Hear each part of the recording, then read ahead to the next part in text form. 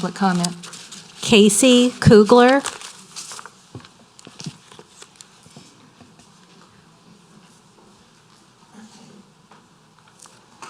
Hello, my name is Casey Kugler, and I'm a resident of Covington, and my pronouns are he/him. I've stood up here a few times the last 6 months to share my feelings, so let me very quickly do that one more time. I do not think we should ban these books from our library system. Why not? This is a question that I've asked myself a lot over the past couple nights, and I think the simplest reason is because it's clear that we need to foster more empathy and understanding for things that are unfamiliar to us. And honestly, that's what these books represent, a window into what it's like to be different and why that's okay.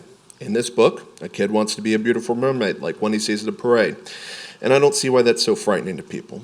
Seriously, I implore everyone here to watch a 5-minute read-through of this book and tell us which themes are unsuitable for our library system. The only ones I caught were acceptance, empathy, and striving to understand something unfamiliar to my worldview. Let me share with you a story about another child. One that is not that different than Julian. This child is someone who spent his youth and most of his adulthood running away from who he was and how he felt and the feelings of shame and rage that it brought to life within him. This child didn't have an awesome Nana who helped him be who he was.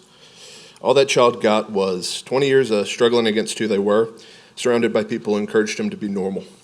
Folks, at this point, I think you'll probably realize this is a pretty personal story. The way that I feel could have been helped by access to books like Julian as a Mermaid.